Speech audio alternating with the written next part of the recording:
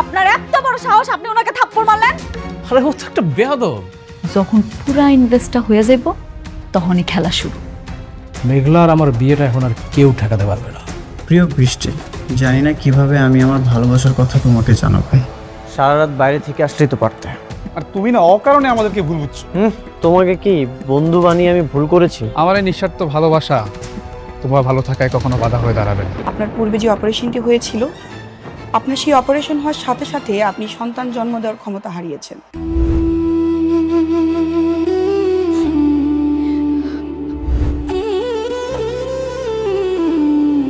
বৃষ্টি, ও অনেক ক্ষুধা পেয়েছে, চল একসাথে বসে খাবো, চল।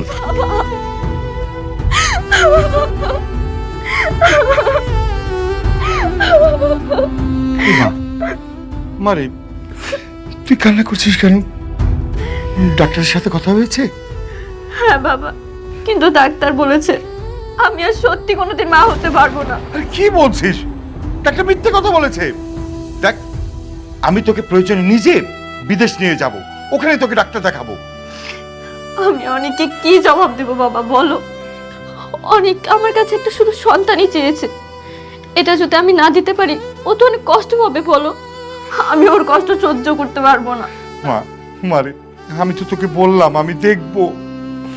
আর জানিস মা, আল্লাহ অনেক মহান, আল্লাহ নিশ্চয়ই তোকে এত কঠিন শাস্তি দেবে না। নামাজ পড়, মন থেকে আল্লাহর কাছে দোয়া চাপ, আল্লাহ আমাদের সব বিপদ থেকে রক্ষা করবে।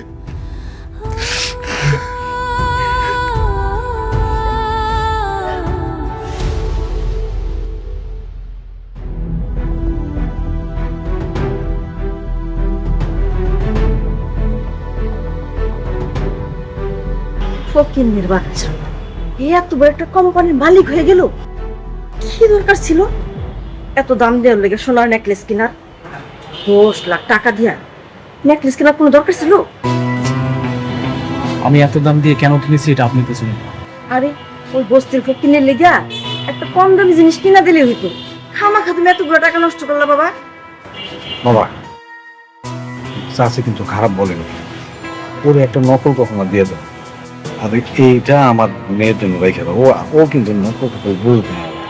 আপনারা সামান্য এই 10 লাখ টাকার কথা ভাবতেছে, ওই রকম শত শত নেকলেস কিনতে পারে। ওই ফকিন্নির লেগে তুমি 10 লাখ টাকা দিয়া সোনার নেকলেস কিনছো।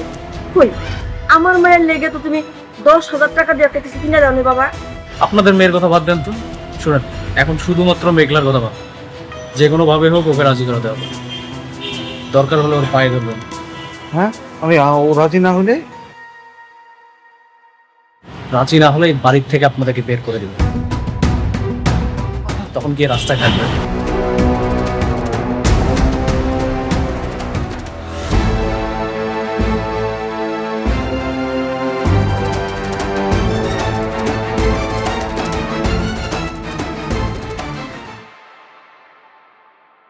কি ব্যাপার আপনি? আপনারা না আমি কইছি আপনার কাজ না থাকলে আমার অফিসে আইবেন না। আপনি তো আইছেন লগে করে আবার হ্যাগো লয়ে আইছেন। মতলবটা কি কোন তো? আপনার জন্য একটা গিফট নিয়ে এসেছি, আর এটা দেওয়ার জন্য আমরা আসছি। শোনো, অনেক দাম, 10 লাখ টাকা দিয়ে কিনছে। তুমি তো সারা জীবন বস্তিতে থেকে আইছো, এত দামি জিনিস কোনোদিন চোখ থেকে দেখছো? যে মানে আনছে যেহেতু, মানে ভালোবেসে আনছে তোর জিনিসটা নিয়ে নাও। ছেলেটার মনটা কিন্তু অনেক ভালো। আর এটা তোমাকে অনেক মানাবে, আমি অনেকগুলো দোকানে দেখে এটা দিয়ে এসেছি। সত্যি? ও আল্লাহ, এত দামি নেকলেস! আমি তো খুব খুশি হইছি। আমার অনেক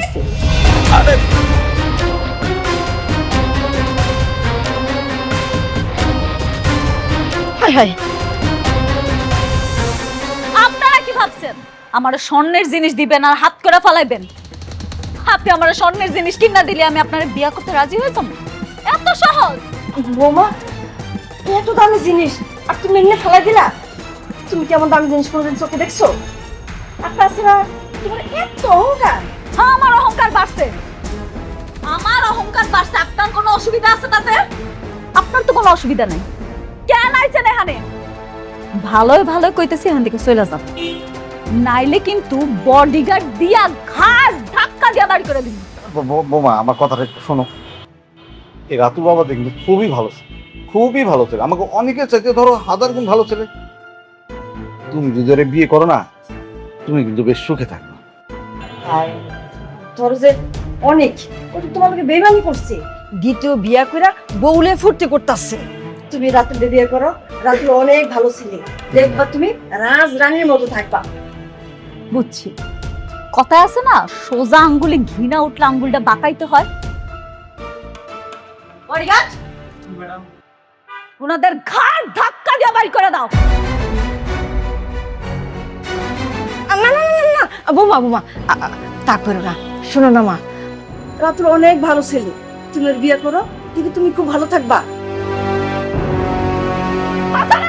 পাঠান বলতেছি। রাতুল সাহেব, এসব কি সার্কাস শুরু করলেন? হ্যাঁ, আপনি কি ভুলে গেছেন যে আপনার সাথে আমাদের কোম্পানির একটা বিজনেস চলছে?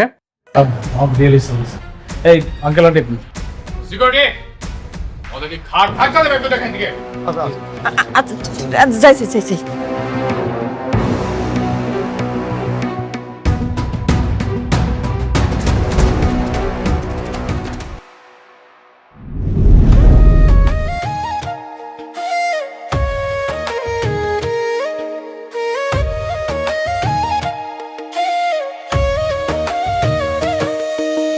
ভাগ্যগুনে পাইলাম তোমায়, ভাগ্যে তো আর রইলা না। দুঃখে আমার বুক ভেসে যায়, সুখের দেখা হইল না।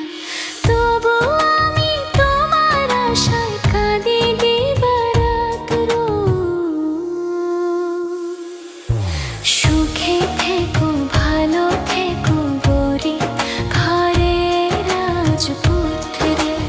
ও সুখে থেকো, ভালো থেকো গরি, ঘরের রাজপুত্রে।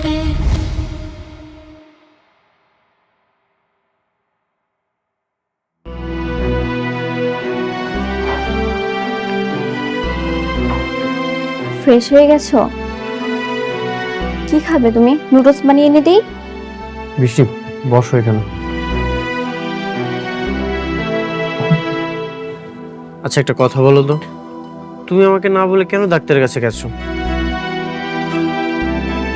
আমাকে বললেই তো আমি তোমাকে নিয়ে যেতাম।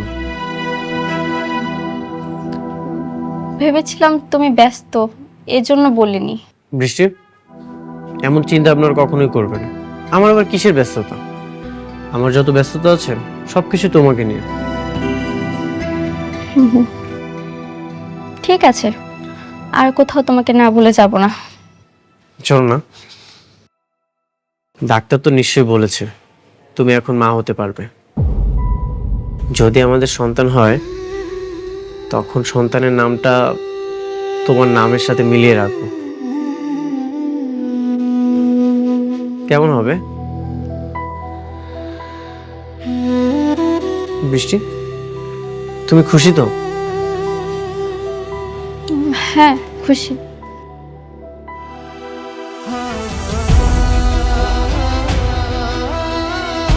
তোমার চোখে পানি কেন?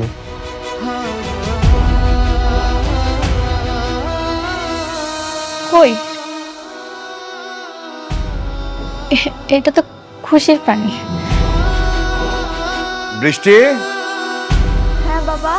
আসবো? হ্যাঁ আসো। বৃষ্টি, ও তুমি, হ্যাঁ তুমি অফিস থেকে কখন আসলে? এই তো কিছুক্ষণ আগে। আচ্ছা শুনো, আজকে রাতে আমার একটা প্রোগ্রাম আছে। কিসের প্রোগ্রাম বাবা? ওই যে আমাদের সবচেয়ে বড় প্রজেক্টটা আছে না, তার মালিক আনিসুর চৌধুরী, তার মেয়ের এঙ্গেজমেন্ট, আমাদের সবাইকে দাওয়াত দিয়েছে। বৃষ্টি, তুইও রেডি থাকিস, আমরা সবাই মিলে প্রোগ্রামে যাব। ওকে? ঠিক আছে বাবা। কথা বল তোরা, আমি যাই। বিয়ের পর তো আমাদের একসাথে কোনো প্রোগ্রামে যাওয়া হয়নি, ভালোই হবে এই প্রথম আমরা কোনো প্রোগ্রামে যাব একসাথে।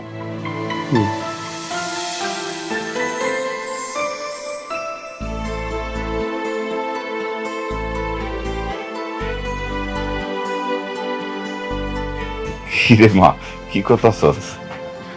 কিছু না আব্বা, কয়টা ছবি দেখতেছিলাম। ও ভালো। মারে, এই তোর একটা কথা কইতে চাইছিলাম, কমু? হ আব্বা, কও কি কথা? না হয়েছে কি, ওই অনেকেই তো মনে কর 2 বিয়া কইরা সংসার করতেছে, 2 বউর সাথে মিলমিশও আছে। তো বলছিলাম যে তুই যদি ক্ষমা কইরা দে একসাথে। আব্বা আমি পারবো না। আমি আমার স্বামীর ভাগ অন্য কাউরে দিতে পারতাম না। তুই মাইনা না নিলে কি হইব? সে তো ঠিকই আর একটা বউ নিয়ে দিব্যি সংসার করতেছে। করতেছে, আমার পিঠ পিছে করতেছে, আমার সামনে তো আর করতেছে না। আমরা 2 সতীন মিলে এক লগে সংসার করুম জীবনে। তাহলে তুই কি করবি? তোর জীবনটা কি এমনি যাইব নাকি? আর কয়দিন পরে তোর সন্তান জন্ম নিব, তার পরিচয় কি করবি তুই? একটা না একটা উপায় ঠিকই হবে আম্মা। আর তো কিছুদিন, আমার এই সন্তানটা জন্মের পর আমি ওর ডিভোর্স দিয়ে দিব। মারে, তুই আমাকে ভুল বুঝিস না, আমরা তোর একটু সুখী দেখতে চাই।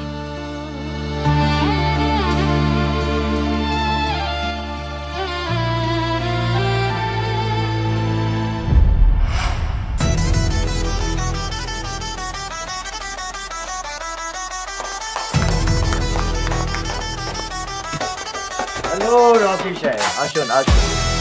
আসসালামু আলাইকুম। ওয়ালাইকুম। কেমন আছেন আপনি? ভালো, আপনার আসাতে আরো অনেক খুশি হলাম।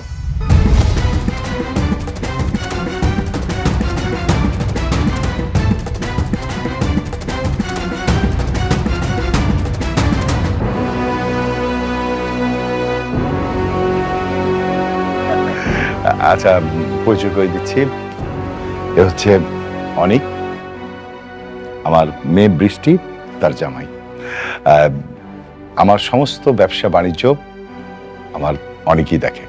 হ্যালো ইয়ং ম্যান, অল্প বয়সে অনেক বড় দায়িত্ব নিয়েছো, একদিন অনেক বড় হবে। দোয়া করবেন আঙ্কেল। হ্যাঁ, দোয়া তো অবশ্যই করব। হ্যাঁ রকি সাহেব, আমার মেয়ের সাথে আপনাকে পরিচয় করে দিচ্ছি। শিওর। নীলা, এদিকে আয় তো মা।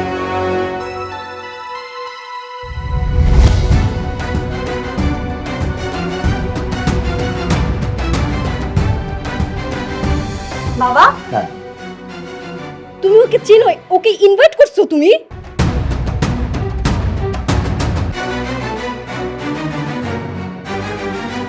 তুই কি ওকে চিনতি? হ্যাঁ, খুব ভালো করে চিনি। তোমাকে বলেছিলাম না, আমার জন্মদিনের সময় একটা ছেলে আমাকে থাপ্পড় মেরেছিল, এটাই সেই ছেলে। ওয়াইসি, এই সেই ছেলে? হ্যাঁ বাবা, একটা বস্তির মেয়ের জন্য আমার গায়ে থাপ্পড় মারে আর সেই দিনের জন্মদিনটা মাটি করে দেয়।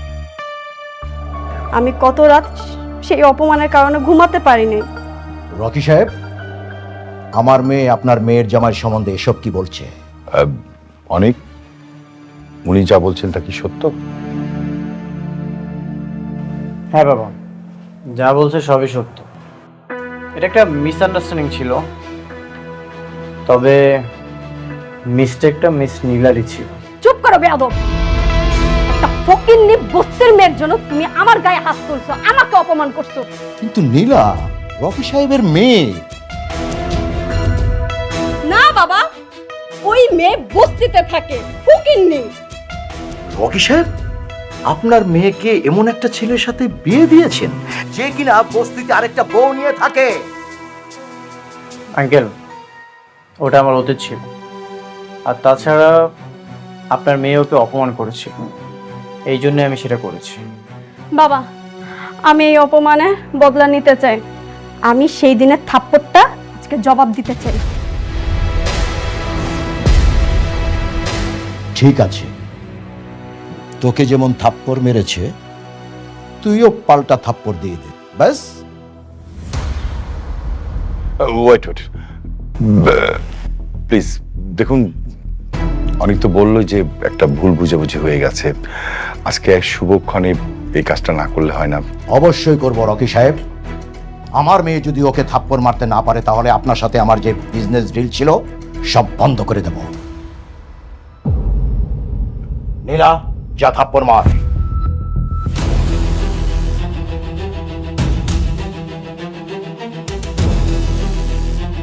হাত ছাড়ো আমার।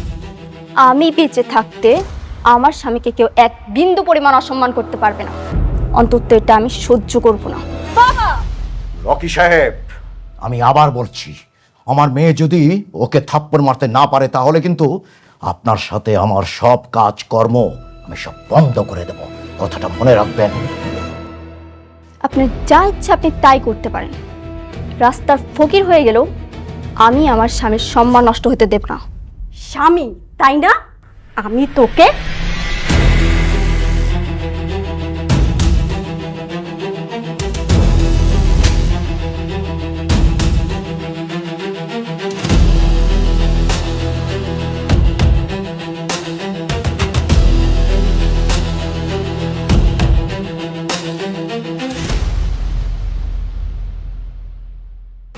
বিজনেস বিজনেসের জায়গায়, আর আত্মসম্মান আত্মসম্মানের জায়গায়। আপনারা আমাদেরকে এখানে ইনভাইট করেছেন, আর ইনভাইট করে এনে আমাদেরকে অপমান না করলেও পারে। বৃষ্টি, চলো। দেখুন, আমি তো আপনাকে বলেছিলাম যে ছোটখাটো বিষয় নিয়ে এই ঝামেলাটা না করলেই পারতেন, শুনেন নাই।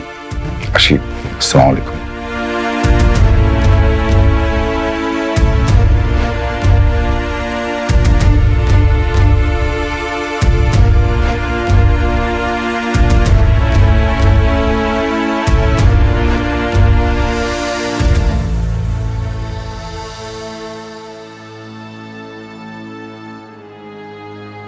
এত বড় একটা প্রোগ্রাম, আপনার আত্মীয় স্বজন, ইনভাইটেড গেস্ট সবার সামনে আপনার মেয়েকে থাপ্পড় মেরে চলে গেল। ও শুধু আপনার মেয়েকে থাপ্পড় মারেনি, আপনাকে চরমভাবে অপমান করেছে। ও ভাই দেবে, আমি রাতুল রাজ। রাতুল, আমি তোমার সম্বন্ধে সব খোঁজ খবর নিয়েছি। তুমি শালিমা গ্রুপ ইন্ডাস্ট্রিজে ভালোই কাজ করছো। আচ্ছা রাতুল, আমি যদি তোমাকে কাজ দিই তুমি কি কাজ করবে? কোর্স অবশ্যই করব। তাহলে ওই ছোট লোকের বাচ্চাকে যেই কাজটা দিয়েছিলাম সেই কাজটা আমি তোমাকে দিতে চাই। কিন্তু ওরা তো এমনিতেই শালিমা গ্রুপের কাজ না পেয়ে অনেক চাপে আছে, এখন তো ওদের অনেক সমস্যা হবে। আমি চাই ওরা পথের ফকির হয়ে যাক। বাবা, আমিও চাই ওরা পথের ফকির হোক। বাবা প্লিজ।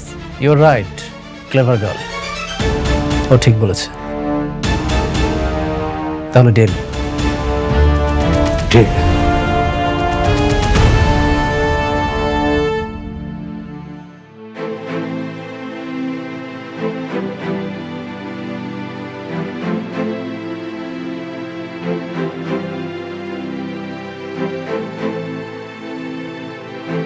সরি বাবা, আমি সেখানে নিজেকে সামলাতে পারিনি। কেন সরি বলছিস?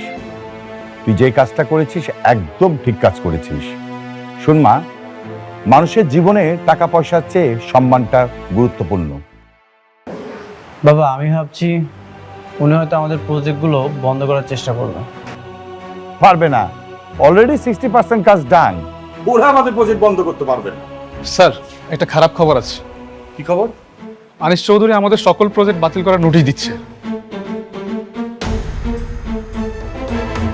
কেন, কি হয়েছে? স্যার, যদি সত্যি সত্যি প্রজেক্ট বাতিল হয় তাহলে তো আমাদের অনেক বড় একটা লস হয়ে যাবে। কেন বাতিল করেছে? কি লজিক দেখে বাতিল করেছে? সাইডে একজন অ্যাক্সিডেন্ট করে মারা গেছে, এটাই তার কারণ হিসেবে উল্লেখ করা ছিল। তারা এটাও বলেছে আমাদের কাজের মান ভালো নেই, আর ইত্যাদি বেশ কিছু কারণ দেখিয়ে তারা প্রজেক্ট বাতিল করেছে। আমি জানতাম এমন কিছুই করবে। অনেক টেনশন করার কিছু নেই, দেখি আমি হ্যান্ডেল করব, টেনশন করো না।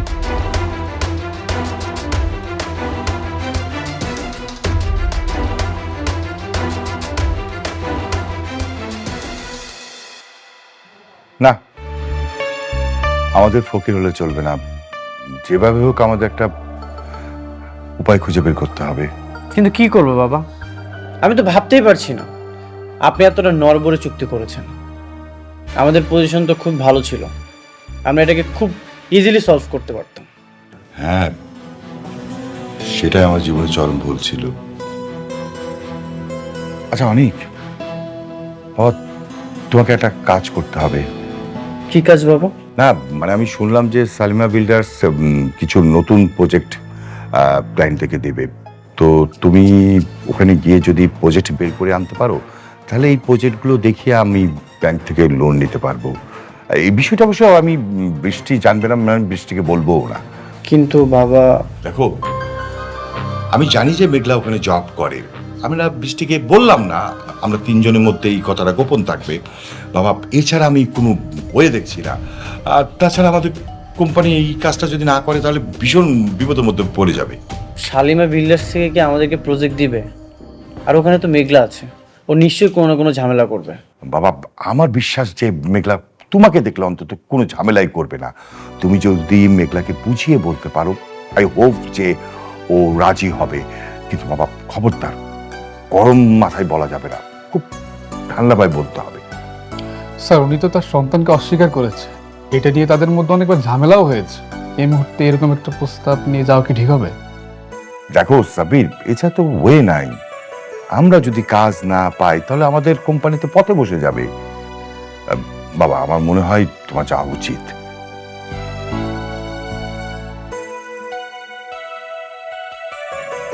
ঠিক আছে বাবা, আমি যাব। হ্যাঁ আচ্ছা ঠিক আছে, অনেক আমার একটু কাজ আছে, আমি গেলাম। যত তাড়াতাড়ি পারো তুমি এটা হ্যান্ডেল করো। হ্যাঁ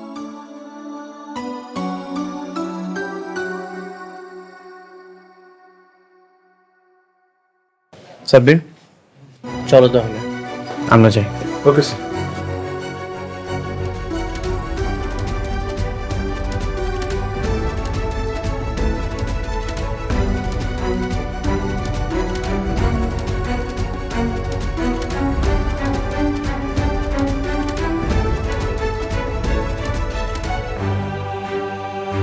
ভিতরে যাওয়া যাবে?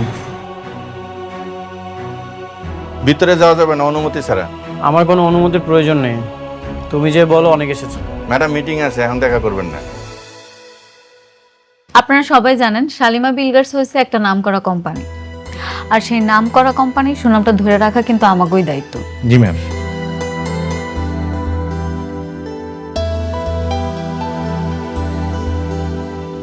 তুমি যে বলো অনেক এসেছে তাহলেই হবে। আচ্ছা দেখতেছি। রফিক সাহেব, জি বলুন। শালিমা বিল্ডার্সের প্রথম শর্তটা হচ্ছে কোয়ালিটি ফার্স্ট। অবশ্যই। আপনাকে অবশ্যই, শুধু আপনাকে না সবাইকে বলছি যে অবশ্যই আপনাকে ইট এবং সিমেন্ট বালুটা ভালো দিতে হবে। ম্যাডাম একজন লোক আসছে আপনার সাথে দেখা করতে। কি ব্যাপার, আপনি মিটিং মধ্যে চলে আসলেন? আপনি দেখতেছেন এখানে একটা মিটিং চলতেছে। স্যার ওনাকে বলছি, ওনার শুনতেছেন, ওনার নাসর বান্দার। যান ওনাকে ঘাট ধাক্কা দিয়ে বের করে দিন। ঠিক আছে স্যার, ওকে। হ্যাঁ, কি যেন বলছিলেন রমজান সাহেব?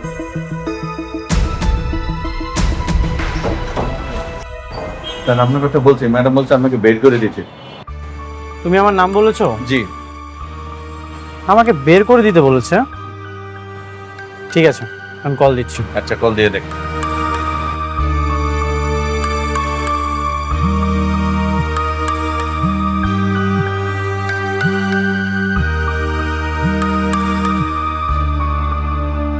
Excuse me.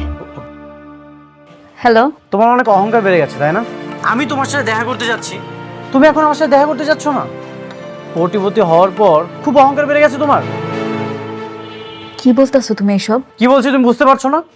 ও আচ্ছা, এখন আমি একদম ক্লিয়ার।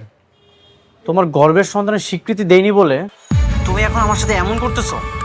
একটা কথা মনে রেখো, এই দিন কিন্তু দিন না, এই দিনকে নিয়ে যাবো আমি সেই দিনে, আর সেই দিন তোমার অহংকার ভেঙে চুরমার হয়ে যাবে। কি তোমার কি মাথা খারাপ হয়ে গেছে? কি সব উল্টাপাল্টা কথা বলতেছো তুমি? সরি। ম্যাডাম, ম্যাডাম আপনি মিটিং কন্টিনিউ করুন, আমি দেখছি। Please carry on. Madam.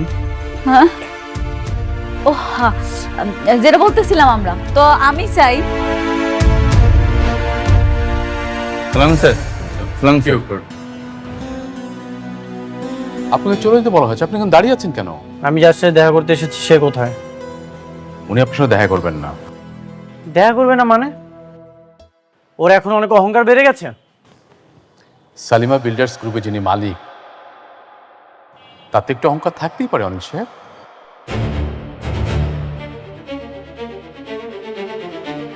Malik? Meghla Shalimar বিল্ডার্সের Malik?